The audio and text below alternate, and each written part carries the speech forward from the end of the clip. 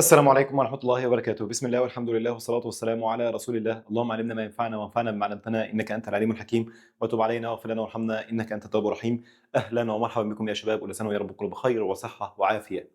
أولًا وقبل أي شيء أحب أعتذر عن تأخُّر نزول الفيديو، أنا عارف إن أنا بقى لي تقريبًا 20 يوم ما نزّلتش فيديوهات، بس والله يا شباب يعني الموضوع خارج عن إرادتنا، كان في شوية ظروف صحية يعني أنتم هتلاحظوا صوتي أصلًا، وكان ضغط الكُلّية وبداية الكُلّية والكلام ده كُلّه، فما تنسوناش من دعواتكم يعني، ويالّا من غير رغي كتير والّا نبدأ بسم الله الرحمن الرحيم. طيب يا شباب، آخر فيديو أنا كنت نزّلته كنت نزّلت النُص الأول من الدرس الثالث، الدرس الثالث ده اللي كان بيتكلم عن إيه، كان بيتكلم عن الخواص الفيزيائية للماء. طيب، كنا اتكلمنا فيه عن الكثافة. طيب النهارده هنتكلم عن إيه؟ هنتكلم عن 5 حاجات لازم تكون عارفهم كويس جدًا، حاجة اسمها الطاقة الداخلية للنظام، حاجة اسمها درجة الحرارة، حاجة اسمها كمية الحرارة، حاجة اسمها الحرارة النوعية، حاجة اسمها الحرارة الكامنة للتصعيد. يبقى تاني، النهارده هنتكلم في كام نقطة؟ 5 نقط. طيب يهمني إيه أول حصة ديّة؟ يهمني الآتي، إن المَيّة بتتميز إن حرارتها النوعية عالية، المَيّة بتتميز إن الحرارة الكامنة للتصعيد بتاعتها عالية، فدول أهم حاجة تهمني في الحصة دي، أفهم الحرارة النوعية وافهم الحراره الكامنه للتصعيد، وانا باقول لك من قبل ما ابدا الشرح الميه بتتميز ان حرارتها النوعيه عاليه، الميه بتتميز ان الحراره الكامنه للتصعيد بتاعتها عاليه. طيب عشان نفهم الحراره النوعيه ونفهم الحراره الكامنه للتصعيد لازم الاول نعرف ايه هي الطاقه الداخليه للنظام. طيب ايه هي درجه الحراره، ايه هي كميه الحراره، ايه هي الحراره النوعيه، ايه هي الحراره الكامنه للتصعيد. فيلا من غير كتير بسم الله الرحمن الرحيم، نبدا باول حاجه معانا وهي الطاقه الداخليه للنظام. يبقى بنتكلم دلوقتي يا شباب عن مين؟ عن الطاقة الداخلية للنظام. يبقى رقم حاجة أول واحد الطاقة الداخلية للنظام. بُص، فراح قايل لك إيه؟ الطاقة الداخلية للنظام. الأول كده عايزين نفهم يعني إيه كلمة نظام. قال لك أي جسم وليكن زي القلم ده، هتلاقيه بيتكون من جزيئات كتير، والجزيئات دي في حالة حركة مستمرة. قال لك بقى إيه؟ القلم ده فيه طاقة اسمها الطاقة الداخلية، يبقى أي جسم أو أي نظام يعني مثلًا كوباية مَيّة ده اسمه نظام. طيب أي جسم فيه جزيئات، والجزيئات دي بتكون في حالة حركة مستمرة. فنتيجة حركة الجزيئات بيبقى عندهم حاجة اسمها طاقة الحركة. نتيجة تجاذب الجزيئات مع بعضها بيبقى عندهم حاجة اسمها طاقة وضع. يبقى تاني، الجزيئات بتاعة المادة أو جزيئات النظام أو جزيئات الجسم دائمًا ما تكون في حالة حركة مستمرة، أي عندها طاقة إيه؟ حركة. طيب يبقى تاني، أي مادة أو أي جسم أو أي نظام عنده جزيئات، زي القلم ده نظام أو جسم أو مادة. طيب تتكون من جزيئات، الجزيئات دي في حالة حركة إيه؟ مستمرة. نتيجة الحركة بتاعة الجزيئات دي حاجة اسمها إيه؟ اسمها الطاقة الحركية. تمام. طيب نتيجة إن الجزيئات ديّة وضعها بالنسبة لبعض، رابطين بعض إزاي؟ دي حاجة اسمها طاقة الوضع. يبقى تاني، إيه هي الطاقة الداخلية للنظام؟ هاجي أقول لك والله بُص قانون بيقول إيه؟ E بتساوي KE زائد BE. يعني إيه؟ والله الطاقة الداخلية للنظام دي بتساوي KE زائد BE. طيب مين KE؟ kinetic energy يعني طاقة الحركة، مين BE؟ potential energy يعني إيه؟ طاقة الوضع. يبقى تاني، إيه هي الطاقة الداخلية للنظام؟ هي مجموع طاقتي الوضع والحركة. طيب تعالَ كده سريعًا نقول إيه هي طاقة الوضع؟ طاقة الحركة وطاقة الوضع. هاجي أقول لك طاقة الحركة هي الطاقة الناتجة عن حركة جزيئات المادة، الجزيئات بتتحرك بسرعة، فنتيجة الحركة دي بيبقى عندهم طاقة اسمها طاقة الإيه؟ الحركة. يبقى طاقة الحركة هي الطاقة الناتجة من الحركة المستمرة لجزيئات المادة. حلو، فكل ما الجزيئات تكون بتتحرك أسرع يبقى طاقة الحركة إيه؟ هتزيد. طيب بعد طاقة الحركة عندنا طاقة اسمها طاقة الإيه؟ طاقة الوضع. طاقة الإيه؟ الوضع. دي الطاقة الناتجة عن وضع جزيئات المادة بالنسبة لبعضها. يبقى تاني، القلم ده عنده طاقة اسمها الطاقة الداخلية للإيه؟ للنظام. الطاقة الداخلية للقلم ده أو النظام أو المادة أو الجسم بتساوي إيه؟ بتساوي طاقة حركة الجزيئات وطاقة وضع الجزيئات بالنسبة لبعضها. يبقى طاقة الوضع هي الطاقة الناتجة من وضع الجزيئات وتجاذبها بالنسبة لبعضها. حلو؟ تمام. طيب يا شباب بص، اي حاجه احنا هناخدها في المنهج بيبقى ليها رمز ووحده قياس. فرمز الطاقه الداخليه للنظام رمزها E. طب وحده قياسها وحده قياس الطاقه. يعني ايه؟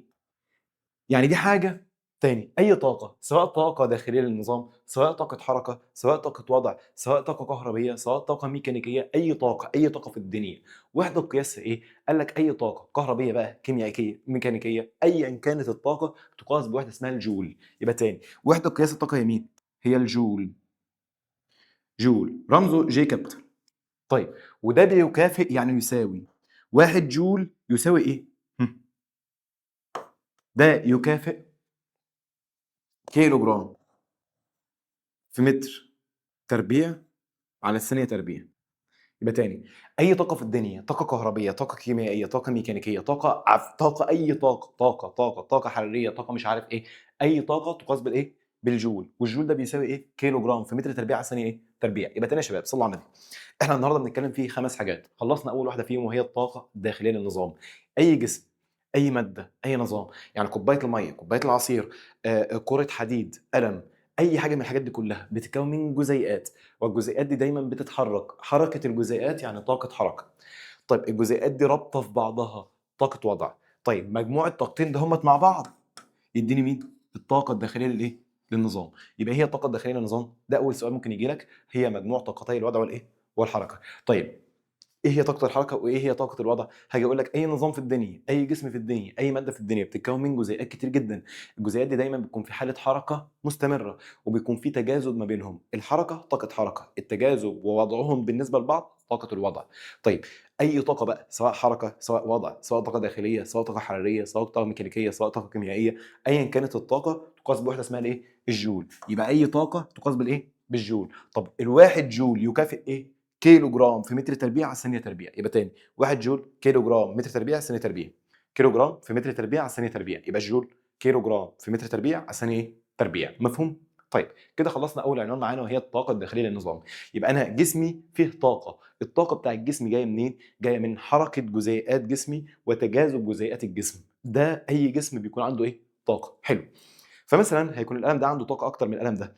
فازاي نعرف الجسم ده فيه طاقه اكتر من التاني؟ وده دور الحاجه اللي عليها الدور. دلوقتي احنا قلنا اول حاجه هنعرفها وهي مين؟ اما نرجع كده، قلنا اول حاجه هنعرفها مين؟ الطاقه الداخليه للنظام، وعرفنا ان رمزها ايه ووحده قياسها جول، وهي بتكافئ طاقه الوضع زي طاقه الايه؟ الحركه. الدور دلوقتي على درجه الحراره، يبقى هنتكلم عن مين؟ عن درجه الحراره. ماشي. يبقى احنا اتكلمنا اول حاجه عن مين؟ انا عايز اطلع من الحصه دي اكون عارف افرق الطاقه الداخليه للنظام عن درجه الحراره. طيب تاني حاجه معانا وهي درجه الحراره.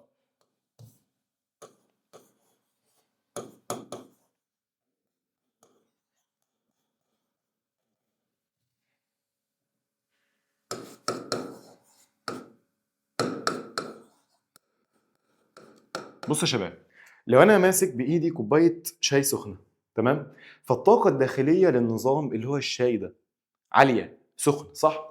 طب انا ايدي، يعني انا دلوقتي لما امسك بايدي كوبايه شاي، فالطاقه الداخليه للشاي عاليه مقارنه بايدي، صح؟ حلو. طيب انا عايز اقول ان ده الطاقه بتاعته عاليه، ده طاقته قليله، بنقيسها بدرجه الحراره. يعني ايه؟ يعني من الاخر درجه الحراره ده مقياس بيقول لك مدى سخونه الجسم او برودته. يعني لو درجه الحراره عاليه يبقى الجسم ده سخن، يعني جواه طاقه كتير. لو الجسم ده بارد يعني جواه طاقه قليله يبقى درجه حرارته قليله. يبقى ايه هي درجه الحراره؟ هاجي اقول لك ان هي لها تعريفين. يبقى درجه الحراره لها كام تعريف؟ اتنين. التعريف الاول هاجي اقول لك هي مقياس. يبقى درجه الحراره ما هي الا مقياس، حاجه بتقيس تعرفك مدى اذا كان السخن الجسم ده سخن ولا بارد، مدى اذا كان الجسم ده جواه طاقه كتير ولا طاقه منخفضه. يبقى هي مقياس لمتوسط، هي مقياس لمدى سخونه او بروده جسم. طيب من الاخر الجسم ده، ماذا يعني ان الجسم ده درجه حرارته عاليه؟ اي ان الجسم ده سخن. ماذا يعني ان درجه حراره الجسم ده منخفضه؟ اي ان الجسم ده بارد، صح؟ طب التعريف الثاني وده التعريف الاهم، هي مقياس. يبقى درجه الحراره ما هي الا مقياس، الطاقه هي الطاقه. درجة الحرارة مقياس لمتوسط طاقة حركة جزيئات المادة، يبقى هي مقياس لمتوسط طاقة حركة جزيئات المادة. يبقى تاني، إيه هي درجة الحرارة؟ دي مقياس، حاجة بنقيس بيها إذا كان الجسم ده سخن والّا بارد، بنقيس بيها إذا كان الجسم ده جزيئاته بتتحرك بسرعة عالية والّا بتتحرك بسرعة قليلة، وهكذا. طيب، كلما زادت درجة الحرارة ده يعني إن السعة الاهتزازية لجزيئات المادة بتزيد، يعني الجزيئات بتتحرك أكتر، بتهتز أكتر في مكانها. يبقى تاني، ماذا يعني؟ ما معنى أن درجة حرارة الجسم أو النظام مرتفعة. يعني إيه الجسم حرارته مرتفعة؟ أي أن السعة الاهتزازية لجزيئات تلك المادة أو تلك النظام أو ذلك النظام مرتفعة، يعني بيتحرك إيه؟ عالي، أو السرعة بتاعته إيه؟ عالية. أي أن السعة الاهتزازية لجزيئاته إيه؟ مرتفعة. طيب، لو عكسنا جسم درجة حرارته قليلة، أي أن الجسم ده بارد، أي أن السعة الاهتزازية لجزيئاته إيه؟ منخفضة. طيب، إحنا قلنا أي حاجة عايزين نعرف إيه؟ عايزين نعرف رمزها ووحدة قياسها، رمزها ووحدة قياسها. في فرق بين الرمز ووحدة القياس، يعني إيه؟ يعني أنت وأنت في إعدادي لما كنت باقول لك الكتلة في إعدادي، كنت بترمز لها بحرف الإيه؟ الكاف في المسائل، صح؟ طيب، لأ هنا بنرمز لها بحرف الإم، في فرق ما بين رمز وما بين وحدة قياس. فأنا عندي درجة الحرارة بنرمز لها بإيه؟ بحرف التي. يبقى دي بتتقاس بإيه؟ دي وحدة رمزها تي، يبقى درجة الحرارة رمزها إيه؟ تي temperature، temperature درجة الحرارة. طيب، وحدة قياسها بقى إيه؟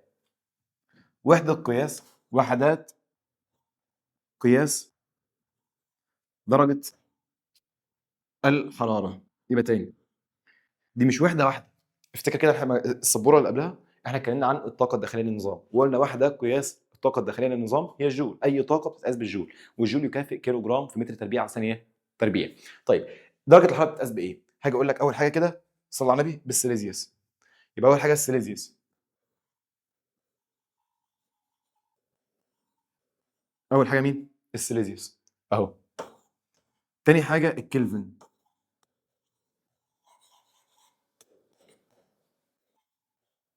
طيب، في حاجه كمان اسمها الفahrenheit، تمام، بس ده هناخده الترم الثاني. يبقى تاني، ايه الوحدات اللي احنا بنقيس بيها درجه الحراره؟ السيليزيوس. ايه تاني؟ الكلفن. قال لك بص، في قانون بيربط لك الاثنين دول ببعض، ايه بقى؟ تي بالكلفن يساوي تي بالسيليزيوس زائد 273.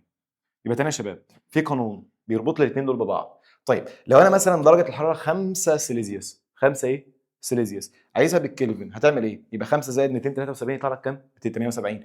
لو درجه الحراره 10 سيليزيوس، يبقى 10 زائد 273 يطلع لك 283، وهكذا، صح؟ يبقى تاني، كلفن يساوي سيليزيوس زائد 273، يبقى تي بالكلفن يساوي تي بالسيليزيوس زائد 273. طيب، ده قانون اهو. طيب، وهاجي اقول لك دلتا تي بالكلفن يساوي دلتا تي بالسيليزيوس. بص، احفظهم وبعد كده تعالى نفصل في السبوره اللي بعدها عشان بس يتحفظوا مره واحده. يبقى تاني يا شباب، صلوا على النبي، نحفظ اللي في السبوره دي وبعد كده نفصل في السبوره اللي بعدها. احنا اول حاجه اتكلمنا عنها النهارده وهي الطاقه الداخليه للنظام، وقلنا الطاقه الداخليه للنظام هي مجموع طاقتي الوضع والحركه لجزيئات الماده، تمام؟ طيب، تقاس بالايه؟ بالجول، الجول اللي بيكافئ ايه؟ كيلو جرام في متر تربيع على ثانيه تربيع. دلوقتي دخلنا في تاني عنوان معانا وهو درجه الحراره، وده عنوان مهم جدا ولازم هيجي لك سؤال عليه في الامتحان، مهم جدا، تمام؟ طيب، ايه اللي يهمني في درجه الحراره؟ التعريف مش مهم قوي، بس اعرفه، والله درجه الحراره ده مقياس بيقول لي اذا كان الجسم ده هيبقى سخن ولا بارد. بمعنى لو درجه الحراره عاليه يبقى الجسم ده سخن، لو درجه الحراره قليله يبقى الجسم ده بارد. طيب، لو درجه الحراره عاليه يبقى الجزيئات بتتحرك بسرعه، لو درجه الحراره قليله يبقى الجسم بيتحرك بايه؟ ببطء. طيب، ما معنى ان درجه حراره الجسم مرتفعه؟ اي ان الجزيئات بتتحرك بسرعه. طيب، وحدات قياس درجه الحراره، درجه الحراره بتقاس بايه؟ بالسيليزيوس والكلفن. يبقى تاني، انا عندي وحدتين بيقيسوا ايه؟ درجه الحراره، سيليزيوس وايه؟ وكلفن. طيب، معلومه كمان اهي، ان الكلفن ده يقال عليه الوحده الدوليه، الوحده الدوليه. طيب، يعني ايه وحده دوليه؟ هفهمك في اخر الدرس. يعني من الاخر، باختصار دي الوحده الدوليه اللي انت لو بتعمل مثلا ريسيرش او بحث علمي لازم درجات الحراره تكون بالكلفن. تمام. العلماء بيتعاملوا بايه؟ بالكلفن مش بالسيليزيوس. تمام. طيب السيليزيوس ده ايه؟ احنا بنتعامل في مصر بدرجه حراره السيليزيوس. يعني مثلا اما بتسمع في النشره بيقول لك ايه؟ والله درجه الحراره 25 درجه سيليزيه. طيب لكن في امريكا مثلا هيقولوا حاجه تانية. طيب فباختصار يا شباب الوحده الدوليه يعني بص في بلد بيختاروا السيليزيوس وبلد تاني بيستخدموا الكلفن وبلد تالت بيستخدم الفahrenheit. فالعلماء عشان يسهلوا الدنيا على بعض قال لك خلاص احنا هنستخدم الكلفن اللي هي الوحده الايه الدوليه. يبقى انا لو بعمل بحث علمي لازم استخدم مين؟ الكلفن. في معظم المسائل لازم درجه الحراره تكون بالكلفن وانت بتعوض. اشمعنى؟ عشان دي الوحده الدوليه والوحده الدوليه دي هي اللي بتستخدم في المسائل. كلام واضح؟ تمام. طيب دلوقتي انا عندي وحدتين قياس سيليزيوس وايه وكلفن. مين الوحده الكبيره؟ كلفن. كلفن كبير، كلفن كبير، كلفن كبير. يبقى الكلفن بيساوي سيليزيوس زائد 273. فانا لو معايا 5 سيليزيوس هنزود عليهم 273 يطلع ايه؟ بالكلفن. تمام. طيب خلاص. دلتا يا شباب يعني التغير، يعني الفرق. دلتا دي اسمها دلتا، ودلتا يعني التغير، والتغير يساوي كلمه فرق، يعني الثاني ناقص الاول. يعني دلتا كلفن يساوي تلتا سيليزيوس. انا عايز افهم، انت بتقول لي الكلفن يساوي سيليزيوس زائد 273، ازاي التغير في الكلفن يساوي التغير في السيليزيوس؟ تعال افهمك في السبوره اللي بعدها. بص يا شباب انا يهمني في الجزء بتاع درجه الحراره المسائل، فخلينا ندي مسائل ونشرح منها. بص صل على النبي. اذا كانت درجه الحراره تساوي 5 سيليزيوس فانها نقط كلفن. طيب والله بسيطه جدا جدا جدا جدا. هتقول لي والله تي كلفن يساوي تي سليزيوس زائد 273. طيب انت السليزيوس بكام؟ 5 زائد 273 يبقى هيساوي 278 كلفن. حلو.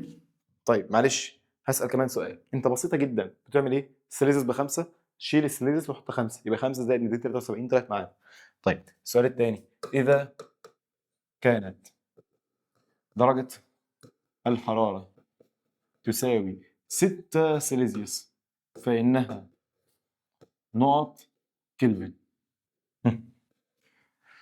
حد دلوقتي عايز يقول لي ايه يا عم انت بتستعبط؟ ما هي بسيطة. تي كلفن هيساوي تي بسيليزيوس زائد 273. اقول لك صح والله شاطر. فهتقول لي والله يبقى بيساوي 6 زائد 273. اقول لك والله صح شاطر. فهتساوي 279 كلفن. اقول لك والله صح شاطر. طيب انت عايز تقول ايه يا مستر؟ مش فاهم يعني. هو احنا مش اغبياء للدرجه دي يعني؟ هاجي اقول لك بص كده ركز معايا. هي كانت بكام؟ كانت بخمسة سيليزيوس، زادت درجة وبقت 6 ايه؟ سيليزيوس. يبقى كده التغير في السيليزيوس بكام؟ بواحد صح؟ فاما السيليزيوس زاد واحد بص الكلفن، الكلفن كان كام؟ 278. زاد بقى كام؟ 279. يعني برضو زاد ايه؟ واحد. يعني الزيادة في السيليزيوس تساوي الزيادة في الكلفن. يبقى تاني الزيادة في السيليزيوس تساوي الزيادة في الايه؟ في الكلفن. طب لو عكست بص، هي كانت كام؟ 6 بقت كام؟ 5. طب دي كانت كام؟ 279 بقت كام؟ 278. يعني بص لو درجة الحرارة زادت 1 سيليزيوس يبقى بتزيد 1 كلفن. لو زادت 5 سيليزيوس يبقى بتزيد 5 كلفن. لو زادت 10 سيليزيوس يبقى بتزيد 10 ايه؟ كلفن. يعني انا عايز اقوله ايه؟ ان الفرق في السيليزيوس او التغير في السيليزيوس يساوي التغير في الايه؟ في الكلفن. يبقى تاني كلفن يساوي ايه؟ انا بتكلم على الكلفن نفسه مش التغير في الكلفن. كلفن يساوي سيليزيوس زائد 273. لكن التغير او زادت بمقدار او نقصت بمقدار، نقصت بمقدار 5 سليزيوس فانها تزداد بنقط كذا كلفن او هتقل بنقط كذا كلفن. يبقى تاني دلوقتي يا شباب لما نركز هتلاقي السليزيوس زاد درجه واحده. اما السليزيوس زاد درجه واحده الكلفن زاد درجه ايه؟ واحده. يبقى اذا نستنتج ايه؟ نستنتج ان دلتا تي بالكلفن يساوي دلتا تي بالسيليزيوس. يعني ايه؟ يعني لو الكلفن زاد 1 يبقى السيليزيوس هيزيد 1، لو الكلفن زاد 2 يبقى السيليزيوس هيزيد 2، لو الكلفن زاد 100 يبقى السيليزيوس هيزيد 100، لو الكلفن قل 100 يبقى السيليزيوس هيقل 100 وهكذا. يبقى التغير في ده بيساوي التغير في ده. تمام؟ فانا لو سالتك سؤالين هم مشابهين للي فوق، بس بص بقى ركز في الجمله. اذا زادت اذا زادت درجة حرارة جسم بمقدار 5 سيليزيوس، زادت 5 سيليزيوس فإنها تزداد بمقدار نقط كلفن. 5 برضه ليه؟ احنا قلنا يا شباب كلفن يساوي سيليزيوس زائد 273، لكن التغير الزيادة أو النقص نفسها. تمام؟ طيب أهو عشان برضه الناس، إذا كان التغير في السيليزيوس يساوي 5 فإن يساوي 100، فإن التغير في الكلفن يساوي نقطة. برضه هيبقى 100. ليه هيبقى 100؟ لأن أنت التغير ثابت، التغير في الكلفن زي التغير في الايه؟ في السيليزيوس، فكده الجزء بتاع درجة الحرارة ايه؟ خلص. طيب في حاجة كده اسمها الصفر المطلق. معلومة هي حاجة اسمها الصفر المطلق. ايه الصفر المطلق مش المطلق؟ ايه الصفر المطلق ده؟ هو مش مطلق. الصفر المطلق ده صفر كلفن، يبقى الصفر المطلق هو الصفر ايه؟ كلفن، 0 كلفن. طيب لو قلت لك الصفر المطلق ده يكافئ نقط يساوي ايه؟ هتقول لي انت عايز تجيبه بالسيليزيوس صح؟ تعال ما نطبق. والله انا عارف ان الكلفن بيساوي سيليزيوس زائد 273. هتشيل الكلفن وتحط مكانها ايه؟ 0. تمام؟ فتودي دي بعكس الاشاره، يبقى سيليزيوس هيساوي كام؟ سالب 273. يبقى الصفر المطلق هو صفر كلفن او سالب 273 كلفن سيليزيوس. يبقى تاني يا شباب في حاجه اسمها الصفر المطلق. يعني ايه الصفر المطلق؟ يعني صفر كلفن. طب الصفر كلفن ده قد ايه من السيليزيوس؟ سالب 273. ليه؟ شلت الكلفن وحطيت صفر مكانها. تمام؟ يبقى تاني يا شباب صلوا على النبي. احنا كده اتكلمنا عن حاجتين من اللي احنا عايزين نتكلم عليهم النهارده. طيب ايه الخمس حاجات اللي احنا عايزين نتكلم عليهم؟ اول حاجه الطاقه الداخليه للنظام، وقلنا وحده رمزها ايه؟ وحده قياسها جول، اللي بيكافئ كيلو جرام في متر تربيع على الثانيه تربيع. طيب درجه الحراره بتتقاس بايه؟ او رمزها تي. تمام؟ طيب وحده قياسها ايه؟ سيليزيوس او كلفن. مين الوحده الدوليه اللي احنا بنستخدمها في المسائل والابحاث؟ الكلفن. تمام؟ طب ازاي احول من سيليزيوس لكلفن؟ زود على السيليزيوس 273.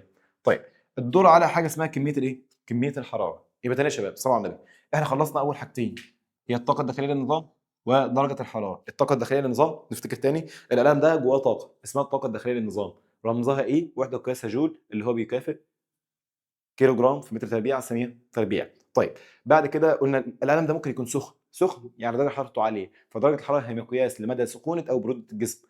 طيب تقاس بايه؟ تقاس بوحدتين سيليزيوس وكلفن. هنعرف وحده كمان اسمها فahrenheit هناخدها فيما بعد. تمام؟ طيب الدور دلوقتي على مين؟ على كميه الحراره، فصلوا على النبي وركز معايا.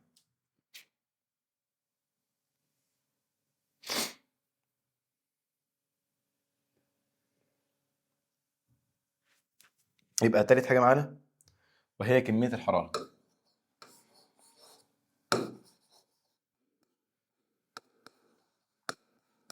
طيب دي رمزها ايه؟ رمزها كيو. يبقى دي رمزها كيو. بص افتكر كده، كيو كميه، كميه كيو. يبقى الكميه رمزها ايه؟ كيو. طيب ايه هي كميه الحراره؟ قال لك بص صل على النبي، لو انا جبت جسم درجه حرارته عاليه وجسم درجه حرارته قليله، يعني جسم سخن وجسم بارد وخليتهم يلمسوا بعض، ايه اللي يحصل؟ قال لك الحراره هتتنقل من الجسم السخن اللي درجه حرارته عاليه للجسم البارد اللي درجه حرارته قليله. تمام؟ ليه؟ اصل الجسم السخن ده طاقه حركه جزيئاته عاليه، يعني جواه طاقه داخليه كتير، لكن الجسم البارد ده طاقته قليله، فالطاقه هتتنقل من الاعلى للاقل. بمعنى خلينا ناخد مثال، لو انا مسكت كوبايه شاي بايدي، فكوبايه الشاي دي سخنه درجه حرارتها عاليه يعني جواها طاقه كتير، طب ايدي بالنسبه لها حرارتها قليله، فجس ايدي هتاخد حراره منين؟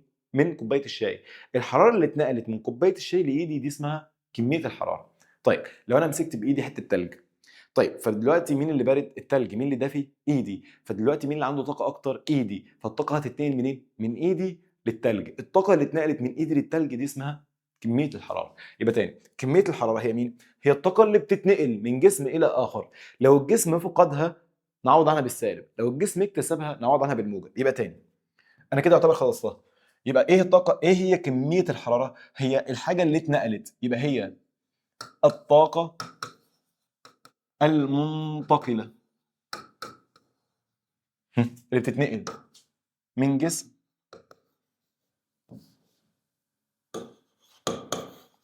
جسم إلى آخر، من جسم إلى إيه؟ إلى آخر، نتيجة اختلاف درجات الحرارة، لازم يكون في فرق في الإيه؟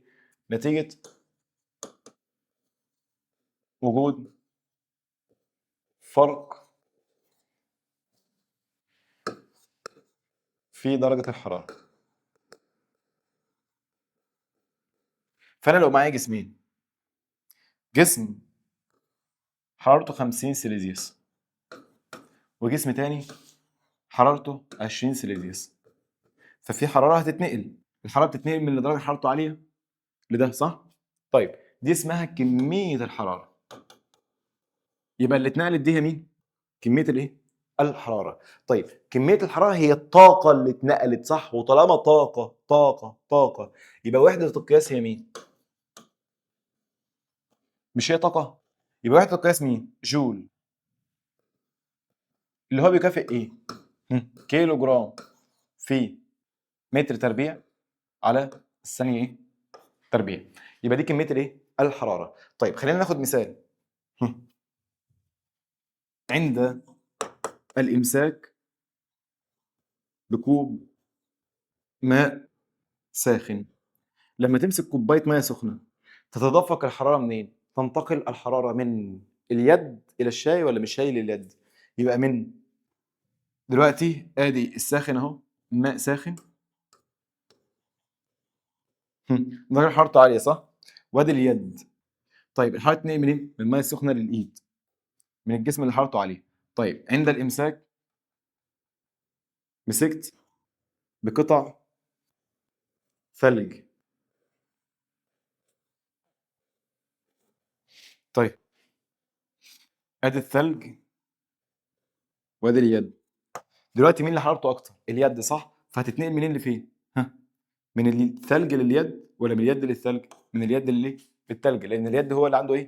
حراره اكتر، ده عنده حراره ايه؟ اقل، ده عنده حراره اكتر، ده عنده حراره ايه؟ اقل. اللي بتتنقل دي اسمها ايه؟ كميه الحراره تقاس بالايه؟ بالكيو. كيو. كلام واضح؟ كلام جميل. طيب ماشي. نرجع تاني سريعا. يبقى احنا خلصنا منين يا شباب؟ خلصنا اول ثلاث حاجات. يبقى كميه الحراره رمزها ايه؟ كيو. كميه الحراره رمزها ايه؟ كيو. طيب الكيو دي وحده قياسها مين؟ جول، اللي هو بيساوي ايه؟ كيلو جرام في متر تربيع على الثانيه تربيع. دلوقتي هنخش في اهم حاجتين معانا، هم الحراره النوعيه والحراره كمان الايه؟ للتصعيد. انا قلت الميه بتتميز بارتفاع الحراره النوعيه والحراره كمان الايه؟ للتصعيد. الاول كده عايزين نعرف يعني ايه حراره نوعيه. يبقى رابع حاجه معانا النهارده اللي قبل الاخيره يعني الحراره النوعيه. انا بقول لك اهو الحراره النوعيه بتاعت الميه مرتفعه، الحراره النوعيه بتاعت الميه مرتفعه. اول حاجه عايزين نعرف التعريف بتاع الحراره النوعيه. يعني ايه حراره نوعيه؟ ايه حراره نوعيه وايه درجه الحراره وايه كميه الحراره؟ انا اتلخبطت. بص نراجع سريعا. اي جسم يبقى عنده طاقه اسمها الطاقه الداخليه للايه؟ للنظام. حلو، اركن ده على جنب. بعد كده الجسم ده ممكن يكون سخن ممكن يكون بارد. مين اللي بيعرفني اذا كان الجسم سخن او بارد؟ تمام يا شباب نكمل. هنتكلم دلوقتي عن رابع حاجه معانا وهي الحراره النوعيه. من اسمها نوعيه يعني بتعتمد على نوع الماده. مش فاهم؟ تعالى كده افهمك. بص يا شباب صلوا على النبي، ركز معايا في الكلام ده عشان تفهم الكلام الجاي. لو انا معايا كيلو نحاس درجه حرارته 20 سيليزيوس، وهفضل اسخن الكيلو النحاس ده لحد ما يبقى اهو كيلو النحاس اهوت نفسه 21 سيليزيوس. فقال لك بص انا حطيت كوره نحاس كتلتها كيلو على النار وفضلت اسخن، فقال لك عشان تزيد درجه واحده احتاج 390 جول. يبقى النحاس احتاج كميه حراره قد ايه عشان يزيد درجه واحده سيليزيه؟ كيلو النحاس عشان يزيد درجه سيليزيه احتاج قد ايه؟ 390. حلو، ده النحاس. يبقى النحاس يحتاج قد ايه؟ 390 جول عشان يزيد درجه واحده سيليزيه. طيب لو انا جبت المونيوم، كيلو المونيوم برضه عند نفس الكلام عند 20 سيليزيوس، عايز ازوده لحد ما يبقى الكيلو نفسه ده عند 21 سيليزيوس. هعمل ايه؟ قال لك تفضل تسخن. قال لك النحاس عشان يزيد الزياده دي، يزيد 1 سيليزيوس، يحتاج 900 جول. يعني ايه؟ بص، ده كيلو وده كيلو. هم.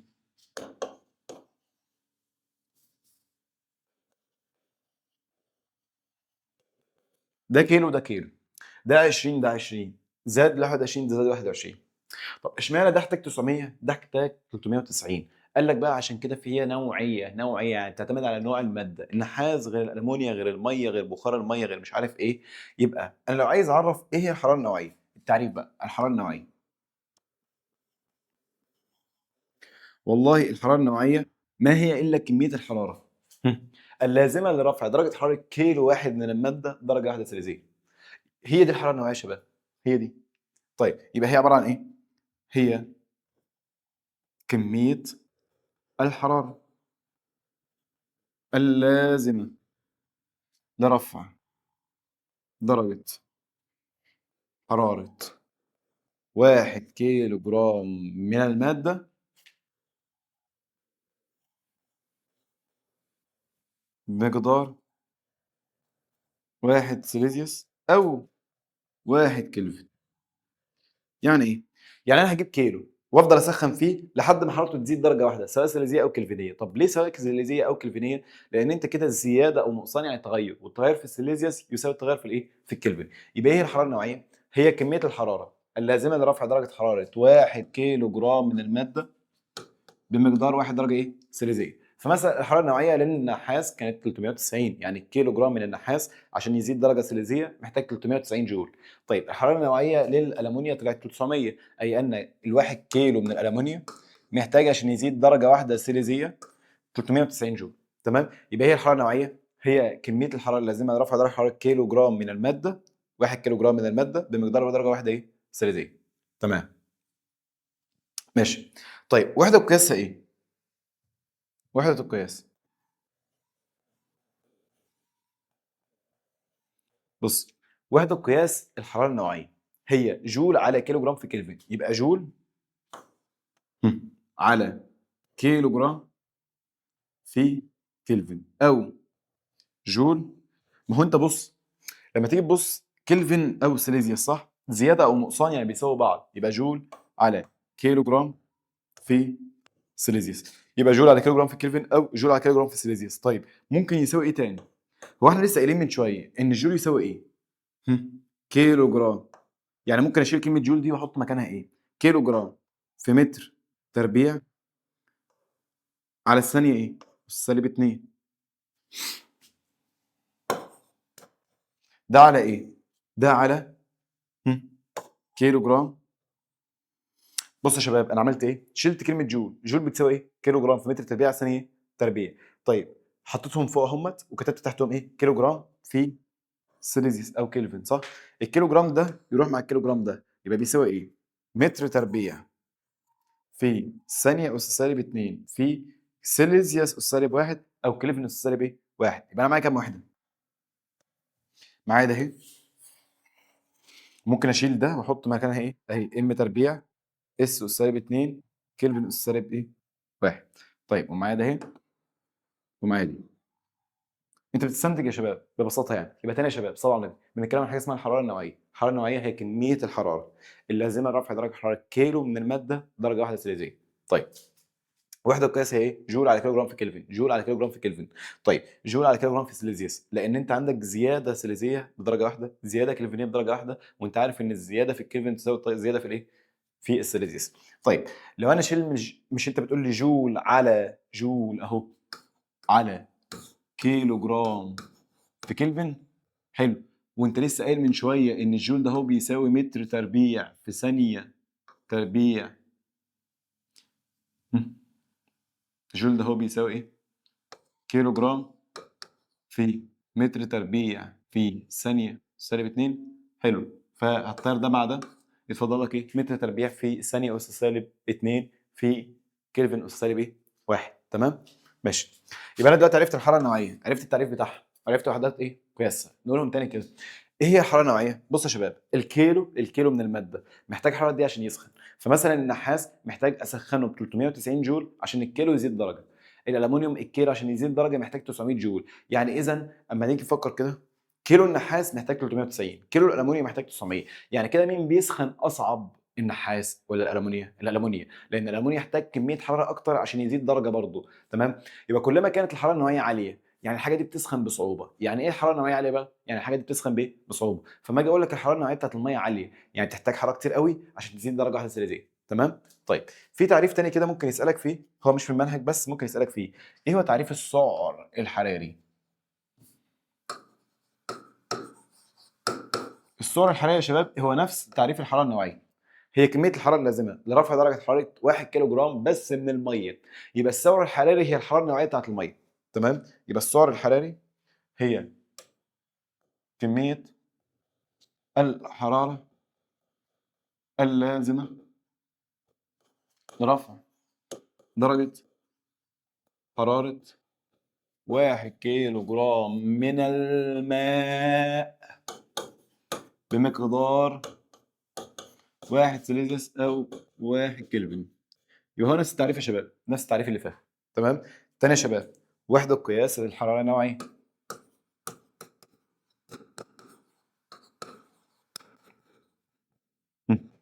وحدة قياس الحرارة النوعية يساوي قلنا ايه؟ جول على كيلو جرام في كلفن، اللي هي بتساوي جول على كيلو جرام في سليزيوس.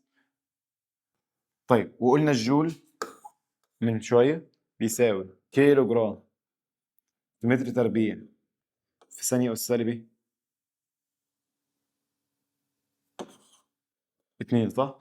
طيب فممكن أعمل كده، الجول ده اهو على كيلو جرام في كلفن. طيب يساوي، شيل الجول وحط مكانه ايه؟ كيلو جرام في متر تربيع في ثانية أس سالب 2 على كيلو جرام في كلفن. حط لك كيلو جرام مع كيلو جرام يتفضل لك ايه؟ ام اس 2 في ثانية أس سالب 2 في كلفن أس سالب ايه؟ 1. تمام؟ ماشي. طيب ما معنى أن، سؤالين هم عشان نفهم. ما معنى أن الحرارة النوعية للألمنيوم تساوي 900 جول على كيلو جرام في كلفن؟ هتروح جاي كاتب التعريف، اي ان كميه الحراره اللازمه لرفع درجه حراره 1 كيلو جرام من الماده اللي هي مين؟ الالومنيوم بمقدار درجه واحده كلفينيه او سيليزيه تكافئ 900. بس احط جول ليه بقى؟ ركز في السؤال يا شباب بقول لك ايه. اي ان كميه الحراره اللازمه لرفع درجه حراره 1 كيلو جرام من مين بقى؟ الالومنيوم بمقدار 1 سيليزيوس او 1 كلفن تساوي، انت بادئ بايه؟ بكميه الحراره، كميه الحراره تقاس بايه؟ بالجول صح؟ يبقى تساوي 900. بس ما تكتبليش بقى جول على كيلو جرام في كلفن، انت قلت ايه؟ كميه الحراره اللازمه لرفع درجه حراره 1 كيلو جرام من الماده، فانت كتبت الكيلو جرام صح؟ وكتبت السيليزيوس او الكلفن صح؟ يبقى فاضل الجول، ما تكتبش الباقي. تمام؟ يبقى انا مش هكتب الباقي لان انا كتبت الكيلو جرام وكتبت مين؟ السيليزيوس. مفهوم؟ مفهوم. طيب بالبلدي بقى كده، لما اجي اقول لك ما معنى ان الحراره النوعيه للماء السائل النقي مرتفعة وتساوي 4200 جول على كيلو جرام في كلفن. يعني ايه الحراره النوويه بتاعت الميه عاليه؟ دلوقتي انا بقول لك ان الميه حرارتها النوويه عاليه. طيب الحاجه اللي حرارتها النوويه عاليه كنت بقول لك ايه؟ هتحتاج حراره كتير قوي عشان تسخن صح؟ في نوع من الماده حرارته النوويه عاليه، يعني ايه؟ بيحتاج حراره كتير عشان يسخن صح؟ فبالتالي كل ما يكون حرارته النوويه عاليه اي ان الماء بيسخن بصعوبه، يعني بيكون في استقرار في حراره الميه، في درجه حراره الميه، اي ان يساوي ده هينتج عنه استقرار درجة حرارة المَيّة.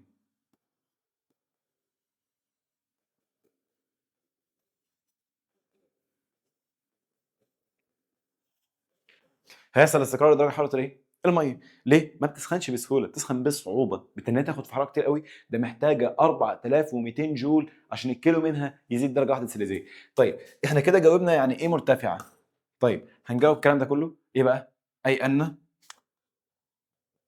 كمية الحرارة اللازمة لرفع درجة حرارة 1 كيلو جرام من الماء بمقدار 1 سيليزيوس أو 1 كلفن تساوي 4200، وطبعًا هنكتب أنهي وحدة؟ جول، وده رقم إيه؟ مرتفع. ده بيخلّي المَيّة إيه؟ تسخينها صعب. كلام جميل. يبقى تاني يا شباب صلوا على النبي. إحنا قلنا إيه باختصار كده؟ الحرارة النوعية هي كمية الحرارة اللازمة لرفع درجة حرارة 1 كيلو جرام من المادة بمقدار 1 إيه؟ سيليزيوس. فكلما كانت المادة دي حرارتها النوعية عالية تسخن بصعوبة، محتاجة حرارة كتير أوي عشان تسخن، صح؟ حلو، تمام. طيب هي إيه العوامل المؤثرة على الحرارة النوعية؟ هاجي أقول لك بُص، الحرارة النوعية دي بتتغير ب3 حاجات. من اسمها حرارة نوعية. يبقى تتأثر بنوع المادة. يعني إيه؟ كل مادة غير التانية، والله الحديد الكيلو منه عشان يزيد 1 سيليزيوس هيحتاج شوية حرارة معينة، المَيّة حاجة تانية، النحاس حاجة تانية، الألمونيا حاجة تانية، يبقى نوع المادة. تاني حاجة الحالة الفيزيائية. يعني إيه؟ يعني والله بخار المَيّة عشان يزيد 1 سيليزيوس غير المَيّة السائلة عشان تزيد 1 سيليزيوس غير الجليد عشان يزيد 1 سيليزيوس، يبقى كل المواد مختلفة عن بعضها في الحالة النوعية. المادة نفسها اختلاف الحالة الفيزيائية يغير الحالة الإيه؟ النوعية. طيب 3 نقاء المادة. وهي نقية بتسخن بمعدل معين، وهي مش نقية بتسخن بمعدل آخر. يبقى أنا عندي كام حاجة بتأثر في الحرارة النوعية؟ عندي 3 حاجات فقط، فقط لا غير. فهنقول إيه؟ إن الحرارة النوعية خاصية مميزة للمادة تتغير فقط بإيه؟ بدول. طيب هل هتتأثر بالكتلة؟ لأ. هتتأثر بحاجة تانية؟ لأ. طيب في قانون بقى بيجمع لي كل الكلام ده ببعضه. صلوا على النبي يا شباب. احنا بنتكلم في الحراره النوعيه، اول حاجه عرفنا التعريف، هي كميه الحراره اللازمه لرفع درجه حراره 1 كيلو جرام من الماده درجه سيليزيه. يعني انا لو عايز اعرف الحراره النوعيه بتاعت القلم ده هعمل ايه؟ هجيب منه كيلو واشوف مثلا حرارته 15، هفضل اسخن فيه لحد ما يبقى 16، هشوفه خد حراره قد ايه لحد ما بقى 16، يعني زاد واحد ايه؟ سيليزيوس. هي دي الحراره النوعيه. طبعا بتتغير من ماده لاخرى، الخشب غير الحديد غير النحاس غير الالومنيوم غير الميه وهكذا. بتتغير من ماده لاخرى، يبقى نوع الماده من حاله فيزيائيه لاخرى. قال لك بخار الميه، لو معاك كيلو بخار وكيلو ميه سائله وكيلو جليد وبنقارنهم ببعض بنسخنهم، طيب عشان ازودهم 1 سيليزيوس هتلاقي إيه؟ البخار سخن بمعدل، الجليد سخن بمعدل، السائل سخن بمعدل تاني، تمام؟ طيب مدى نقاء الايه؟ الماده واحتوائها على الشوائب وهكذا. طيب في قانون مهم جدا جدا جدا فوق ما تتخيل. القانون ده بيقول ايه؟ كيو بتساوي ام سي دلتا تي. يبقى تاني كيو بتساوي ايه؟ ام سي دلتا تي. كيو بتساوي ايه؟ ام سي دلتا تي. طيب مين الكيو؟ القانون ده مهم قوي قوي قوي قوي يا شباب فوق ما تتخيل يعني. كيو كميه الحراره. طيب كميه الحراره دي يا شباب لو جسمك اكتسبها، لو مكتسبه تبقى موجبه، لو مفقوده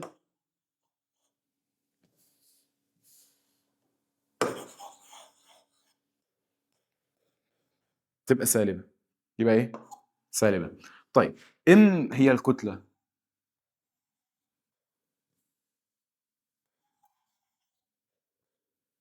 ام هي الايه؟ الكتله. سي هي الحراره النوعيه. دلتا يا شباب يعني الفرق، يعني التغير، صح؟ دلتا تي التغير في درجة الحرارة، ده عبارة عن تي 2 ناقص تي 1. طيب تعالى كده اما نشوف كل واحدة فيهم بتتقاس بإيه. والله كيو ده اهي تتقاس بالجول. ام ده اهي لازم تكون بالكيلو جرام. يبقى تاني يا شباب وانا في المسائل، الكيو لازم بالجول، الام لازم بالكيلو ايه جرام، السي دي وحده قياسها مين؟ انا عارف جول على كيلو جرام في كلفن، او جول على كيلو جرام في سليزيوس. طيب دلتا تي ده درجه الحراره يا اما سليزيوس او كلفن. تمام عادي. يبقى تاني يا شباب في قانون اسمه ايه؟ كيو بتساوي ام سي دلتا تي كيو، ام سي دلتا تي كيو، ام سي دلتا تي. يبقى كيو بتساوي ايه؟ ام سي دلتا تي. لو انا عايز كميه الحراره، هات الكتله بالكيلو اضربها في السعه الحراريه اضربها في التغير في درجه الايه؟ الحراره. طيب عايزين بقى ايه؟ نحل شويه اسئله على الكلام ده. فانا هوقف اكتب الاسئله وبعد كده نرجع نحلها. تمام؟ طيب خلينا نقول العلاقات دي كده الاول قبل ما نبدا حل المسائل. احنا كتبنا المسائل يا شباب، فخلينا كده نحل العلاقات دي الاول. طيب يا شباب هو احنا قلنا القانون بيقول ايه؟ كيو بتساوي ام في سي دلتا تي، صح؟ بص اهو، عايزين نكتبه بس في حته فاضيه كده. ماشي. كيو بتساوي ام في سي دلتا تي. طيب خلينا كده نركز يا شباب. هو انا لو زودت الكتله، كتله الماده زادت، فكل ما تزود الكتله كل ما تكون محتاج تديها طاقه اكتر، صح؟ يبقى كل ما تزيد الكتله ايه اللي يحصل للكيو؟ تزيد. يبقى كلما زادت الكتله يزداد الكيو، علاقه طرديه. طب حلو. كلما زادت السعه الحراريه كلما زادت الكيو. ليه بقى؟ كل ما يكون الماده ديت حرارتها النوعيه عاليه، يعني محتاجه حراره كتير عشان تسخن، يبقى كل ما تزيد الحراره النوعيه كل ما كميه الحراره اللي هي محتاجاها تزيد. طيب كل ما فرق الحراره يزيد يعني محتاج ازودها مش درجه واحده، لا عايز ازودها درجتين ثلاثه اربعه، كل ما يزيد الدلتا تي تزيد الكيو. بص يا شباب باختصار، اما يكون هنا كفه وهنا كفه، ها يبقى ده زاد ده هيزيد، ده قل ده هيقل. حلو حلو. فما اجي اقول لك ايه العلاقه بين الام والكيو اهو اللي فاتت بقى. كل ما تزيد الكتله، احنا في اي علاقه بيننا يا شباب بنقرا السينات الاول، لان السينات هو اللي بيتحكم في الصادات. بنقرا السينات ونزوده وبعد كده نشوف الصادات حصل له ايه. لو شفت حد فيكم بيقرا الصادات الاول هيزعل. انا في اي علاقه بينيه عشان احدد بقرا السينات الاول بعد كده الصادات. بقرا السينات وازودها، اما ازود الكتله ايه اللي يحصل لكميه الحراره؟ هتزيد طبعا، لان كل ما تكون الكتله كبيره هحتاج اديها حراره كتير، صح؟ يبقى علاقه ايه؟ علاقه طرديه. يبقى كلما زادت الكتله تزداد كميه الحراره اللازمه لرفع درجه حرارتها. طيب كلما زادت السعه الحراريه كل ما يكون الماده دي محتاجه حراره كتير، يبقى برضه طرديه. طيب كلما زاد التغير في درجه الحراره يعني محتاج ايه؟ ازودها مثلا من 10 ل 20، من 10 ل 50، كل ما يزيد اكتر كل ما تحتاج كميه حراره اكتر. طيب ايه علاقه بقى ان انا ازود الكتله بالحراره النوعيه؟ هل انا لما ازود الكتله الحراره النوعيه تتغير؟ لا، لان الحراره النوعيه هي لها علاقه بالكيلو الواحد، فمهما تزود الكتله الحراره النوعيه ثابته. يبقى الحراره النوعيه من اسمها شباب نوعيه، فهي بتعتمد على نوع الماده مش بتعتمد على الكتله، فالحراره النوعيه ثابته. مش بتعتمد على الكيو فهي ثابته، مش بتعتمد على دلتا تي فهي ثابته. يبقى سي ثابته، سي ثابته، سي ثابته. تتوقف على مين؟ تتوقف على نوع الماده والحاله الفيزيائيه ودرجه نقاء الماده فقط، لا تتوقف على الكتله، لا تتوقف على التغير في درجه الحراره، لا تتوقف على السعه لا تتوقف على كميه الحراره. كلام واضح؟ تمام. تعال نحل المسائل بقى. يلا يا عم. ماشي، دي اول مساله معانا يا شباب. بص، الف ب حل مسائل. حل المسائل بيكون كالاتي يا شباب: بتطلع المعطيات، بتكتب القانون، بتعوض، بتحل معادله. تاني، حل اي مساله يا شباب بيكون في ايه؟ بطلع المعطيات، بكتب القانون، بعوض في القانون، بحل المعادله الموجوده. تعال نطلع كده. بص، تعال نطلع المعطيات. احسب كميه الحراره، يبقى هو عايز الكيو، يبقى انا هاجي كده اعمل كده ايه؟ كيو بتساوي، هل موجوده؟ لا دي مطلوبه اصلا. هو بيسالني على الكيلو، صح؟ كميه الحراره اللازمه لرفع درجه حراره 3 من 10 كيلو، يعني دي الكتله. يبقى الام اللي هي الكتله تساوي 3 من 10 كيلو جرام. طيب كمل. من النحاس من 20 سيليزيوس، يعني 20 سيليزيوس الى 70 سيليزيوس، يبقى الحراره الابتدائيه اللي هي تي 1 بتساوي 20 سيليزيوس، والحراره النهائيه اللي هي تي 2 بتساوي 70 سيليزيوس.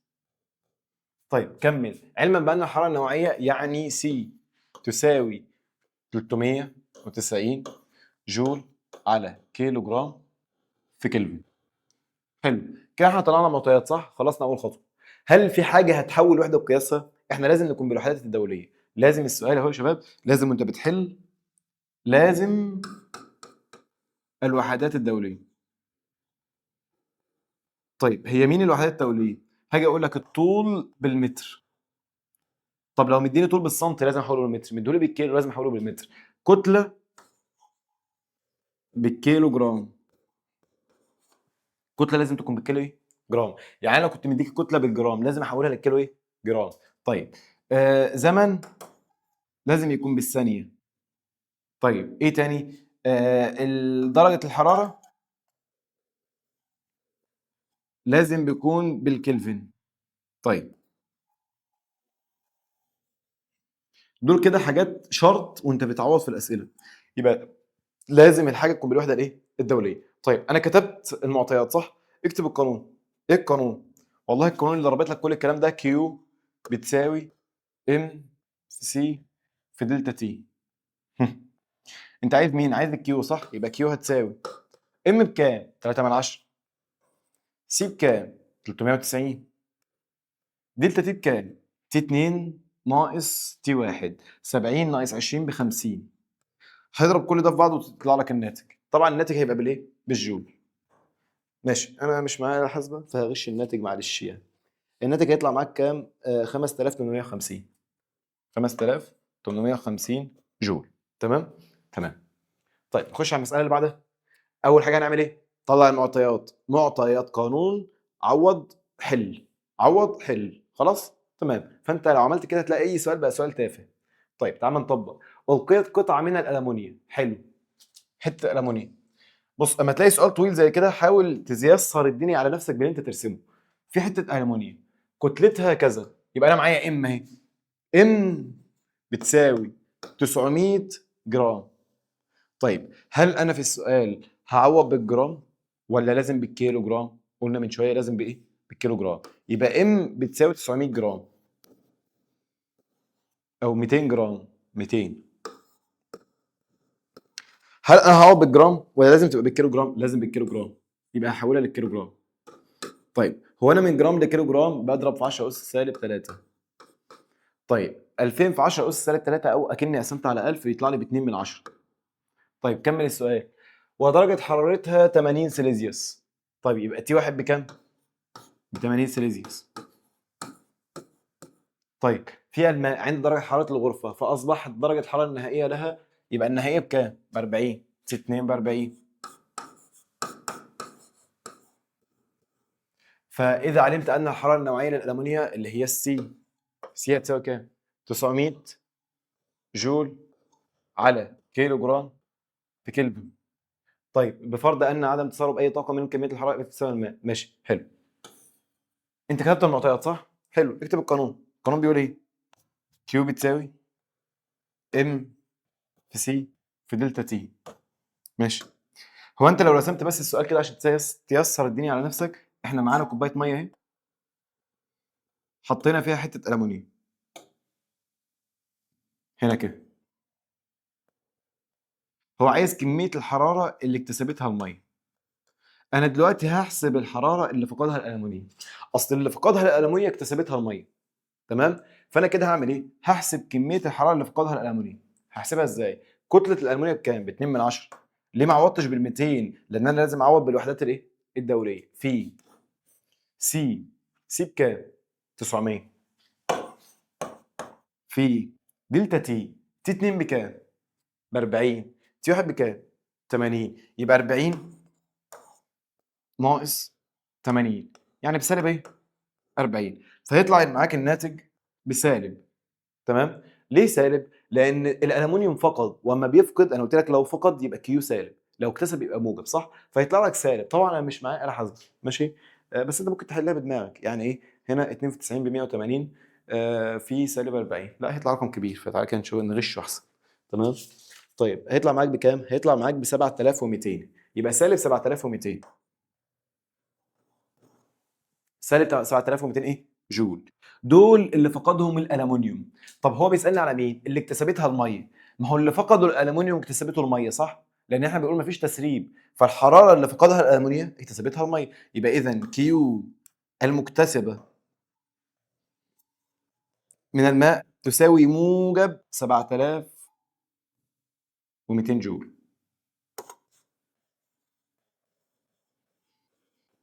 ماشي، اللي بعده. طيب نركز في السؤالين الجايين دول عشان فيهم افكار عاليه شويه. بص، اناءان واحد واثنين، يبقى انا معايا اناءين واحد واثنين يحتويان على كميات من الماء. طيب من الماء، ماشي. الاناء رقم واحد فيه 300 جرام، حرارتهم 90 سيليزيوس، والاناء الثاني 60 جرام حرارته 15 سيليزيوس. فعند خلطهما معا تكون الحراره النهائيه للخليط نقط. يبقى انا معايا واحد كتلته 90 وحرارته كتلته 300 وحرارته 90، واحد كتلته 60 وحرارته 15. هنحطهم على ايه؟ على بعض. يبقى تاني كده نيسر الدنيا على نفسنا، نرسم. معايا اناء، ها، كتلته كام؟ كتلته 300 وحرارته كام؟ وحرارته 90.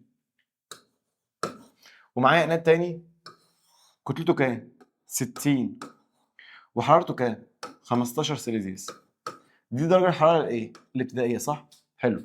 اما احطهم على بعض، بص ده سخن صح؟ فمفروض السخن ده هيدي حراره للبارد، فكميه الحراره المفقوده من ده تساوي كميه الحراره المكتسبه هنا، صح؟ يبقى تاني، الاولاني يا شباب ده هيفقد، صح؟ يبقى سالب. التاني ده هيكون ايه؟ موجب. يبقى الاولاني هيكون ايه؟ سالب، التاني هيكون ايه؟ موجب. فممكن اقول ان كيو واحد هتساوي كيو 2. بس انت عارف هو ده نفس الرقم، يعني لو ده 100 ده هيطلع 100. بس انت عارف ان كيو واحد سالبه ودي موجبه، فعشان اخلي دي سالب زيها اروح جاي ضارب دي في ايه؟ في سالب، صح؟ يبقى كيو واحد بتساوي سالب كيو 2. اشمعنى؟ اصل بص، كيو واحد دي مفقوده فهي رقم سالب، كيو 2 مكتسبه فهي رقم موجب، فانا عايز اخلي الكفتين زي بعض، فراح جاي حاطط هنا ايه؟ سالب. ليه حط هنا سالب؟ اصل بص، دي مفقوده بسالب، دي مكتسبه بموجب، فعايز اخلي سالب زي سالب، فاضرب هنا في ايه؟ في سالب. طيب هو الكيو دلوقتي انا قلت ايه يا شباب باختصار؟ في واحد هيفقد واحد ايه؟ هيكتسب. ماشي، اللي هيفقد سالب، اللي هيكتسب موجب، بس انا عايز الكفتين يبقوا زي بعض، فهاجي على الموجب واضربه في سالب عشان يبقى سالب زي السالب. طيب كيو واحد بتساوي ايه؟ ام واحد سي واحد دلتا تي واحد بتساوي ام 2 في سي 2 في دلتا تي 2. حلو. طب ما تيجي تركز كده، هما الاثنين فيهم ايه؟ ميه. والميه حرارتها النوعيه ايه؟ ثابته، لان احنا قلنا الحراره النوعيه مش بتعتمد على الكتله، مش بتعتمد على اي حاجه غير نوع الماده، حراره فيزيائيه ودرجه نقاء. فممكن اشطب دي مع دي. ليه اشطب دي مع دي؟ لان هي نفس الميه، صح؟ وبالتالي حرارتها النوعيه ايه؟ ثابته. كلام جميل. طيب ايه اللي فاضل لي كده؟ تعال نفك بقى اللي فاضل. بص يا ريس، الام بكام؟ ام واحد بكام؟ انت مش محتاج هنا تحول على فكره، ليه؟ لان انت هتقسم على بعض في الاخر. ام واحد طلع بكام؟ 300. كنت ممكن تحولها لكيلو جرام وتريح دماغك عادي، صح؟ مفيش مشكله. طيب في دلتا تي واحد بيساوي ايه؟ تي 2 ناقص تي واحد. تي واحد بكام؟ 90 بيساوي ام 2 بكام؟ 60 في تي 2 ناقص تي واحد بكام؟ 15. كلام واضح؟ كلام جميل. طيب هنعمل ايه؟ والله ممكن تحلها رياضه ببساطه. هتعمل ايه؟ هتروح جاي ضارب 300 في القوس، 60 في القوس، وتطلع قيمه تي 2. انا هحلها بالطريقه دي عشان انا ايه؟ مش عايز اقعد اقسم والكلام ده كله عشان ما اصعبهاش على بعضكم. خلينا نمشيها رياضه بيزك خالص يعني، ببساطه يعني. هتعمل ايه؟ هضرب ال 300 في التي 2، يبقى 300 تي 2 ناقص 300 في 90. اعملها على الحاسبه، هيطلع لك رقم. تمام؟ هنا 60 في تي 2 ناقص 60 في 15. اعملها على الحاسبه. كده خلاص بقت معادله بسيطه جدا. هتطلع الناتج ده اهو، وهتطلع الناتج ده اهو. ماشي؟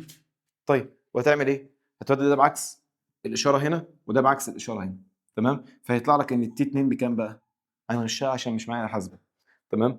هيطلع لك ان التي 2 ب 77 ونص. يبقى تاني يا شباب احنا عملنا ايه؟ باختصار في كوبايه ميه فيها ميه سخنه وكوبايه فيها ميه بارده، هنحطهم على بعض صح؟ يبقى ايه؟ يبقى في واحده هتفقد وواحده هتكتسب، الحراره اللي جت من هنا هتروح هنا صح؟ يبقى كيو بتاعت دي قد كيو بتاعت دي. طيب اللي فقد بسالب واللي اكتسب بموجب انا عايز اخليهم الاثنين زي بعض، فهاجي عند الموجب اضربه في سالب، كلام واضح؟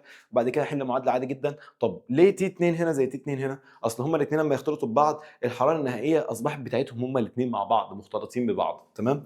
طيب السؤال اللي بعده ده فكره كويسه جدا. بص يا شباب، اما بيجي يسالني على نسب، اسئله النسب، بص هو بيسالني على النسبه في الاخر اهو. اسئله النسب بعمل ايه؟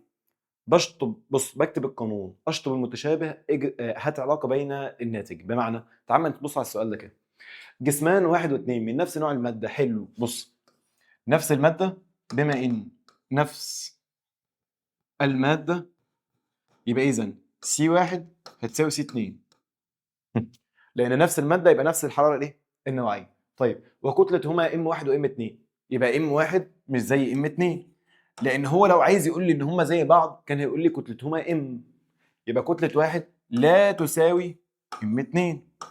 حلو، كمل السؤال.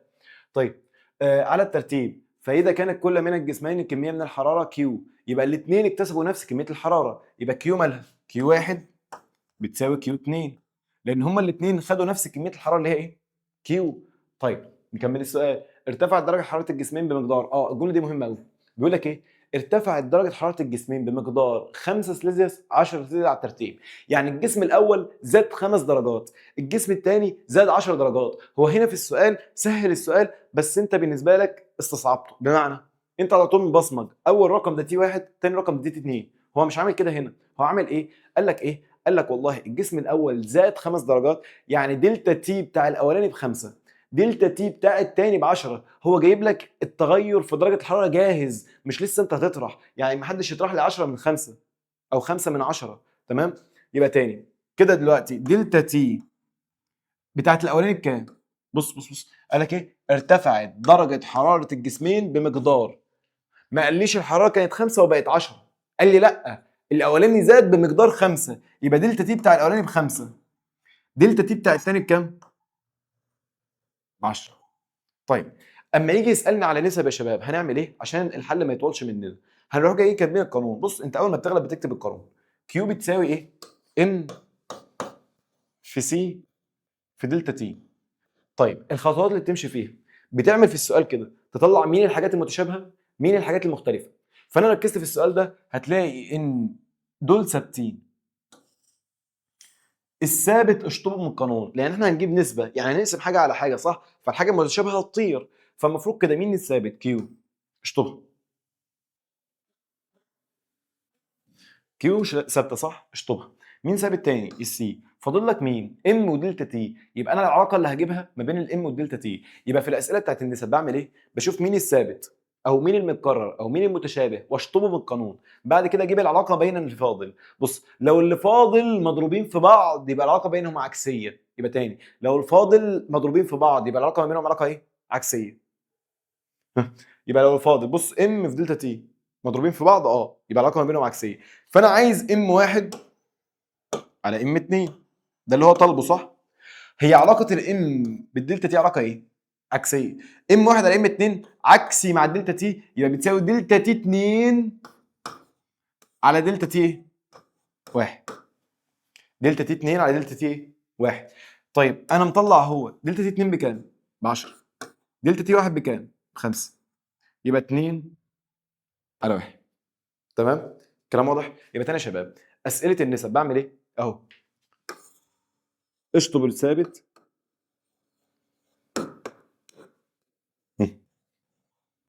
من القانون،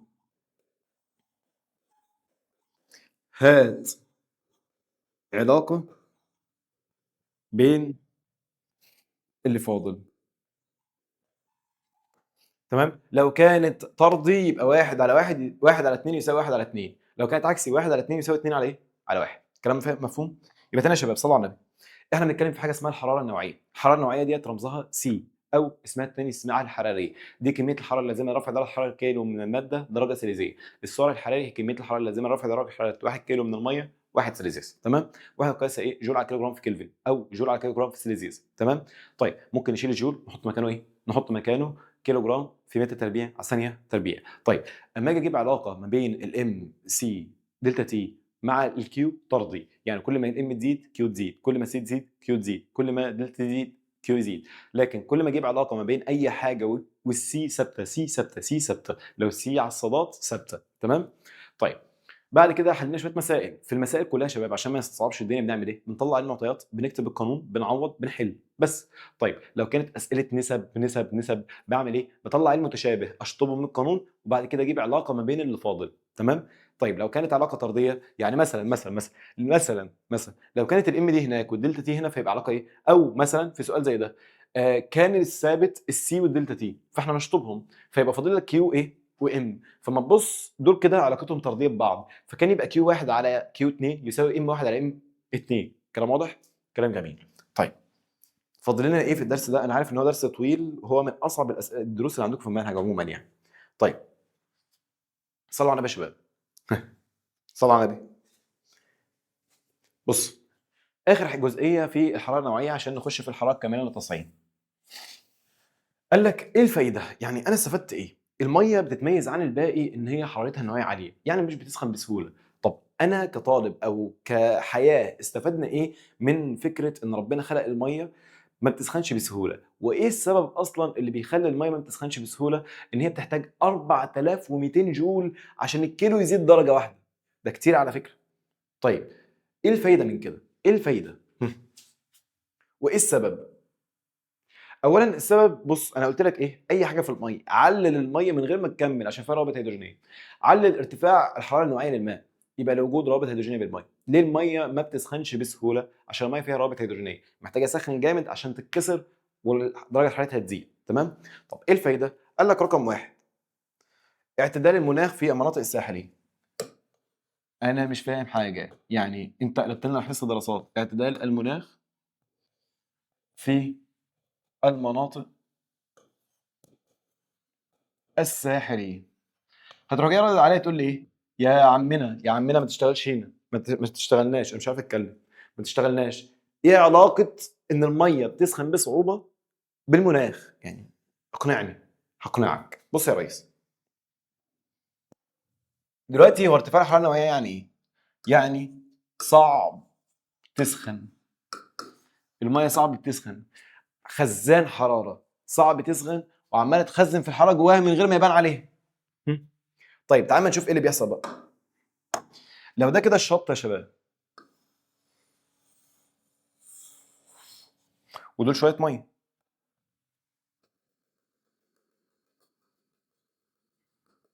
طيب والشمس بتاعتنا الجميله فوق اهي.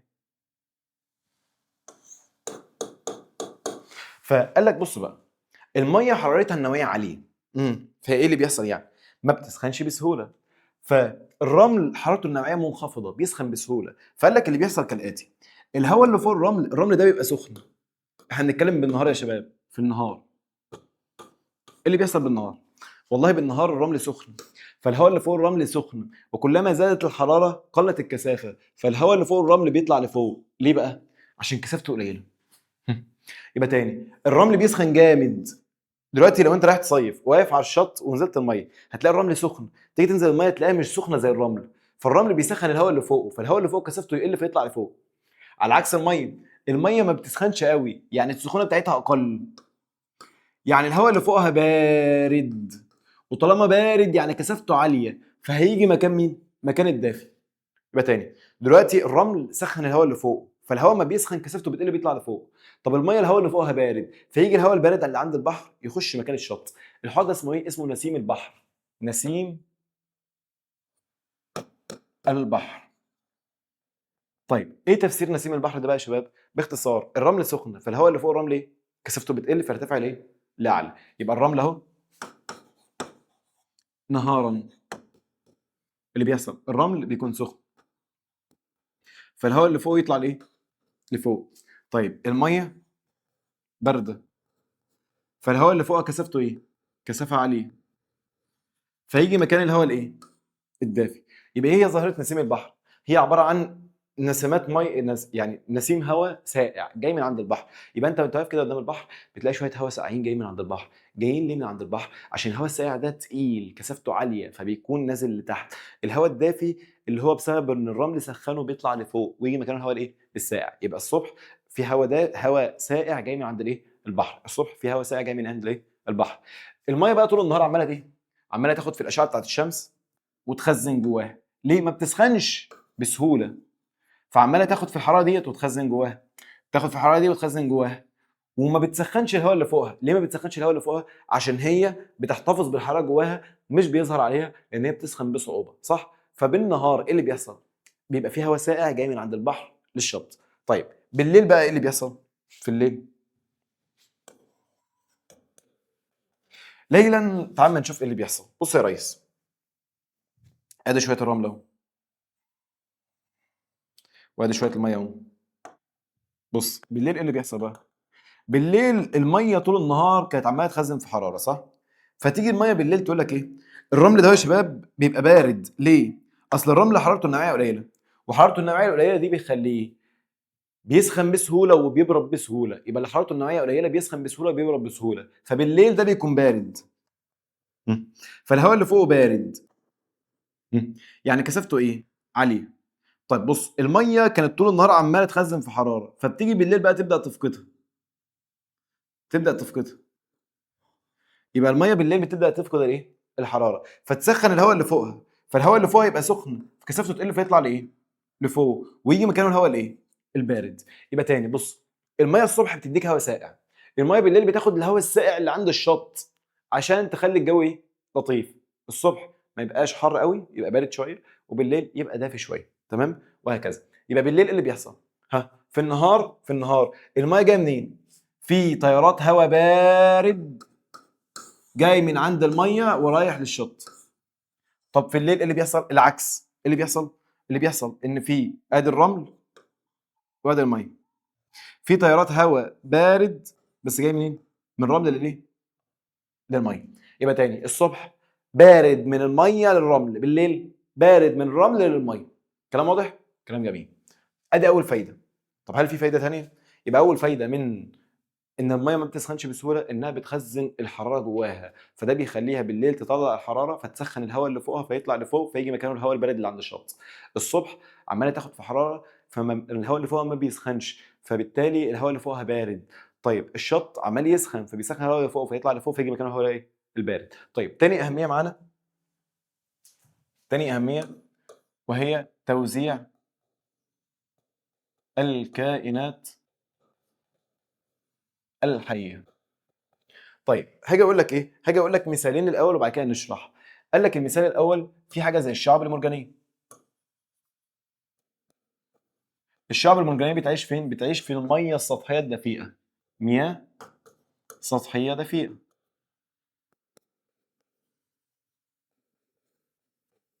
الشعاب المرجانيه بتعيش فين؟ في الميه السطحيه الدفيئه.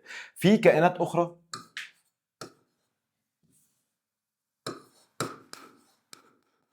بحريه اخرى مالها؟ بتعيش في الاعماق البارده. يبقى في حاجات بتعيش فين؟ في الميه السطحيه الدافيه، في حاجات بتعيش فين؟ في الاعماق البارده. هل ينفع ابدل؟ يعني اجيب اللي عايش هنا يروح هنا واللي هنا يعيش هنا؟ طبعا لا. ليه؟ هيموتوا. هل ينفع اجيب الشعاب المرجانيه واحطها في الاعماق البارده؟ لا. هل ينفع اجيب اللي بيعيش في الميه البارده والاعماق الكبيره واحطه في الميه السطحيه؟ لا. فقال لك بقى بص، الميه مالها؟ بتاخد حراره ما يبانش عليها، فبيكون في استقرار في درجه حراره الميه، وده بيخلي الكائنات قادره تعيش. ليه؟ لان بص، الكائنات اللي في البحر ما بتقدرش تنظم درجه حراره جسمها، طبعا مش الكل، تمام، المعظم ما بتقدرش تلطف درجه حراره جسمها، فبتعتمد على الميه. فمن الاخر هي عايزه الميه تكون درجه حرارتها مستقره، مش فجأة حرارتها تزيد، مش فجأة حرارتها تقل، عشان الكائن يفضل عايش. يبقى تاني، تساهم أو يساهم ارتفاع الحرارة النوعية للماء في استقرار درجة حرارة المية. بيخلي في استقرار، والاستقرار ده بيضمن بقاء الكائنات على قيد الحياة. لان لو بيحصل تغير مفاجئ الكائن مش هيقدر يتاقلم، وهو اصلا بيعيش في بيئه معينه. فلو الحراره بتزيد مره واحده بتقل مره واحده الكائن ده هيموت. مما يضمن بقاء الكائنات الحيه على قيد الحياه. كلام جميل. طيب، هو انا بقول لك الكائنات اللي في البحر ما بتقدرش تنظم درجه حراره جسمها ليه؟ قال لك اصل الكائنات بينقسموا لحاجه من اتنين. الكائنات بتنقسم لحاجه من اتنين، حاجه اسمها ذوات الدم الحار، وحاجه اسمها ذوات الدم البارد.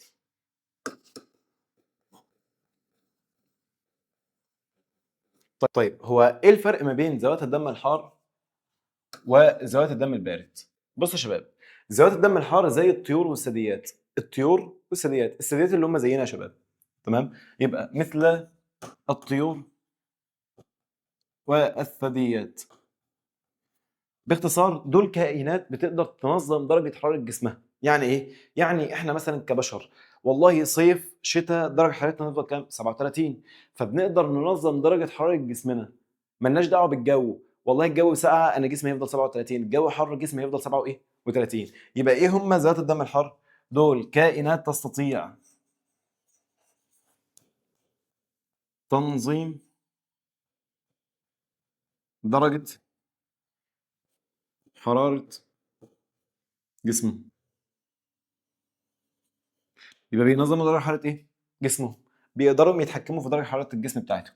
تمام؟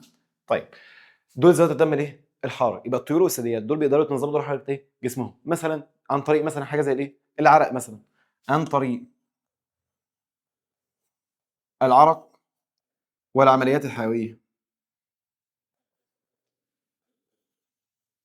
يعني جسمي مثلا في الجو البرد جسمي بيعمل ايه؟ جسمي بيحرق الاكل وينتج طاقه عشان جسمي يفضل دافي.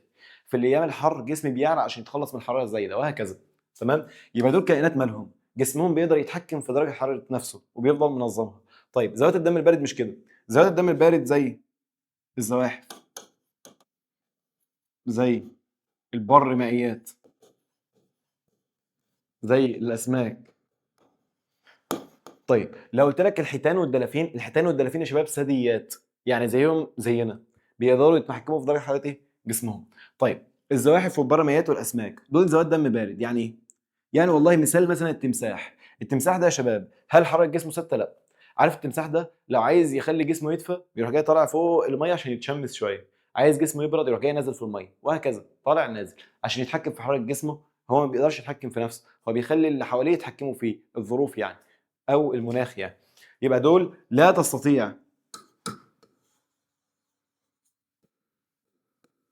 التحكم في حراره جسمه. امال مين اللي بيتحكم فيه؟ الظروف المحيطه. يبقى تاني يا شباب احنا طولنا في الجزئيه بتاعت الحراره النوعيه دي، انا عارف، بس هي مهمه جدا. الحراره الكامله التصعيد موضوع بسيط، ابسط من كده بكتير يعني. تاني يا شباب صلوا على النبي. دلوقتي باختصار خالص جدا، يعني ايه حراره نوعيه؟ دي حراره بتعتمد على نوع الماده، دي كميه الحراره اللازمه لرفع درجه حراره 1 كيلو جرام من الماده درجه واحده سيليزيه. طيب الماده اتغيرت الحراره النوعيه تتغير، لكن كتله، تغير في درجه الحراره، كميه حراره، مش عارف ايه، كل ده ما بيأثرش. اللي بيأثر هو نوع الماده والحاله الفيزيائيه ودرجه نقاء الايه؟ الماده. وقلنا المسائل بيعتمد على قانون هو كيو بتساوي ام سي دلتا تي. طبعا المعطيات اكتب القانون حل السؤال. تمام؟ طيب اخر حاجه معانا وهي حاجه اسمها الحراره الكامنه للتصعيد. يبقى رقم 5 معانا النهارده وهي الحراره الكامنه للتصعيد. انا واقف بنام حرفيا بس الله المستعان. يبقى رقم 5 الحراره الكامنه للتصعيد. بص ده موضوع ابسط مما تتخيل يعني. بص تعالى كده نفسر الكلام. حراره كامنه للتصعيد، عايزين نفهم كل كلمه مدلولها ايه. حراره يعني طاقه. طيب كامنه يا شباب يعني مختفيه، يعني دلتا تي بصفر. يعني ايه يا شباب؟ يعني باختصار انا معايا اهوت براد وحاطط فيه ميه، والميه دي حطيتها على النار.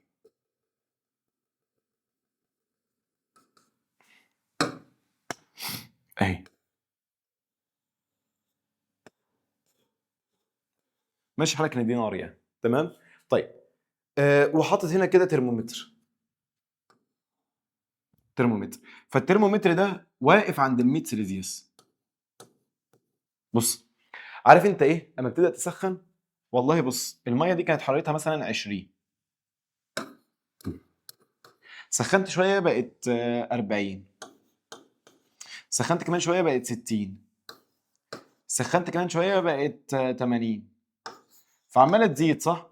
سخنت كمان شويه بقت 100. بص بقى، الترمومتر هيتنيه واقف شويه عند ال 100. فانت هتقول ايه، هو الترمومتر ده خرف ولا ايه؟ لا هو ما خرفش، هو هيتنيه واقف شويه عند ال 100، شويه حلوين كمان. في الميه بالذات هيقف شويه، يعني شويه حلوين، مش هيزيد عن ال 100. ليه بقى؟ قال لك دي اسمها الحراره الكامله للتصعيد. من الاخر، انت بتسخن فمفروض درجه الحراره تزيد، اقول لك ما بتزيدش. ليه بقى؟ قال لك دي اسمها الحراره الكامله للتصعيد. قال لك دلتا تي بصفر، يعني هو عمال ياخد في حراره ودرجه الحراره ثابته مش بتتغير. تي 1 ب 100، تي 2 ب 100، فالفرق ما بينهم بصفر.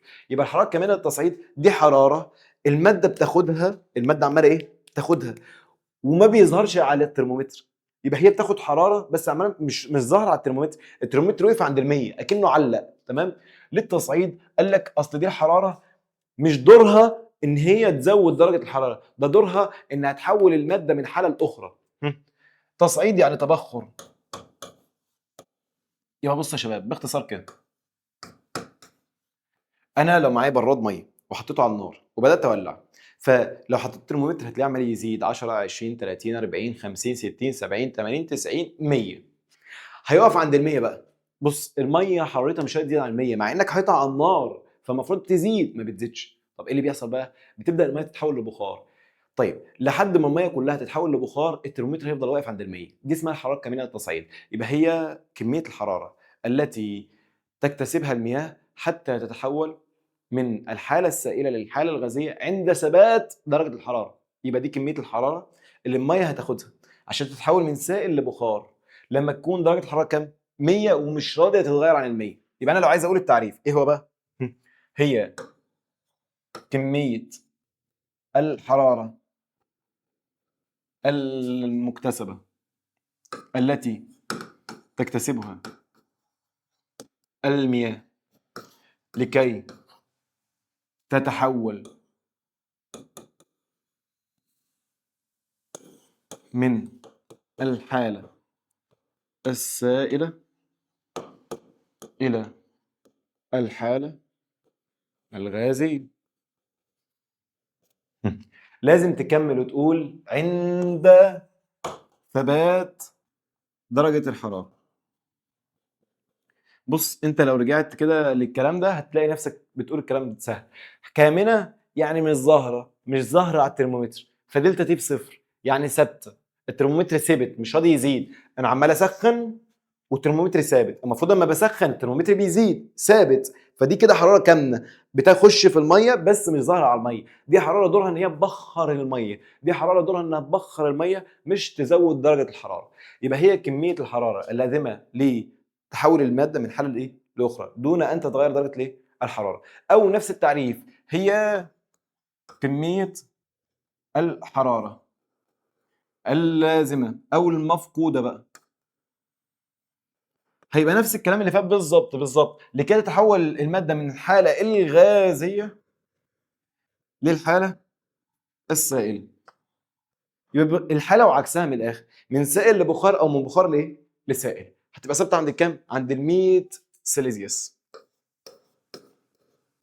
يبقى تاني، انا بسخن دلوقتي، حطيت البراد على النار، فهسخن هتزيد هسخن هتزيد هسخن هتزيد لحد ما نوصل عند كام؟ 100. عند ال 100 هيقف، مهما سخن مش هيزيد، لان في الوقت ده بيكون الطاقه اللي بتخش دورها انها تبخر الميه مش دورها انها تزود درجه الحراره. كلام واضح؟ كلام جميل. طيب الميه بقى بتتميز بايه؟ هي ايه وحده قياسها الاول؟ وحده قياسها، وحده قياسها والله بسيطه جدا. بيقول لك ايه؟ جول على كيلو جرام. يعني ايه؟ يعني باختصار كده، انت بتشوف الكيلو ميه، الكيلو محتاج كام جول عشان يتبخر بس، يبقى جول على كيلو جرام.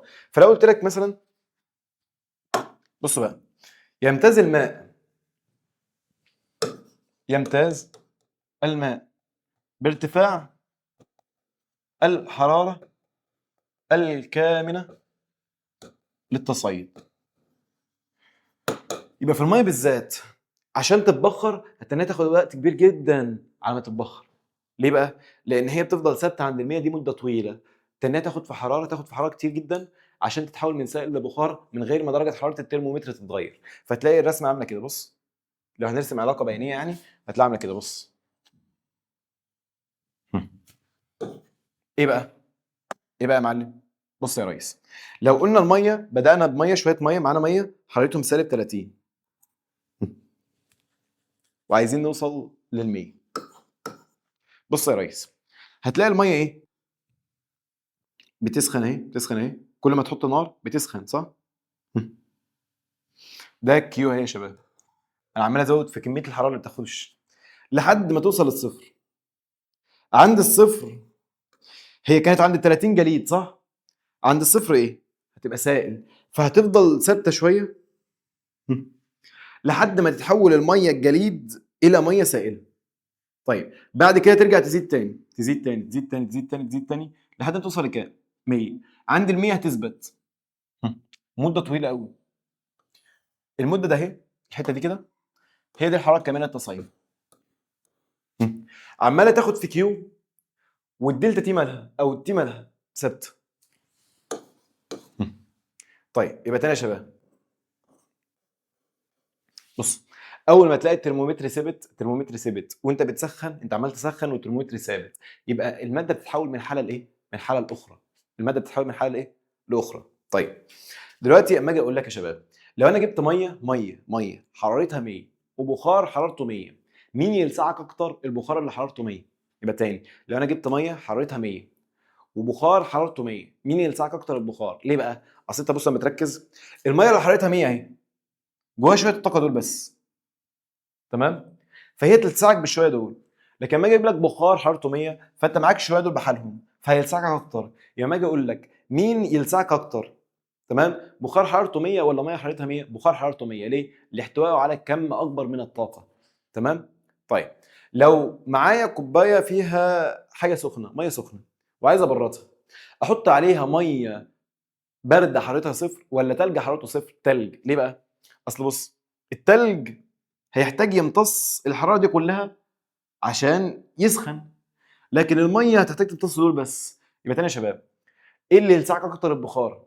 ايه اللي يبرد اكتر؟ التلج. ليه بقى؟ اصل التلج هيحتاج يمتص طاقه اكتر من الميه عشان اصلا يبقى ميه، وبعد كده يبدا حرارته ايه؟ تزيد. البخار هيلسعك اكتر عشان فيه طاقه اكتر. كلام واضح؟ كلام جميل. طيب لو قلت لك مثلا ان ال 10 كيلو جرام، تمام، من الميه يحتاجوا عشان يبخروا طاقه مقدارها اي، فان حراره كامله التصعيد تبقى ايه؟ اي على 10. تمام؟ لان انت عايز تشوف كام جول لكل كيلو، كام جول لكل كيلو، فلما يقول لك 10 كيلو بكذا يبقى احنا نقول ايه؟ كذا على العشرة. تمام؟ طيب كده الحمد لله تم الانتهاء من اطول درس معانا في المنهج، وهو درس الخواص الفيزيائيه للماء. بعتذر تاني عن تاخير نزول الفيديو، بعتذر برضو لو الواحد يعني تعبان وهو بيشرح، ف ايا كان يعني اتمنى لو استفدتم بشيء ان انتم تدعموا القناه، سواء بشير سواء بسبسكرايب، ايا كان يعني اللي هتعمله. الناس تدعوكم الله خيرا، دمتم في خير، والسلام عليكم ورحمه الله وبركاته.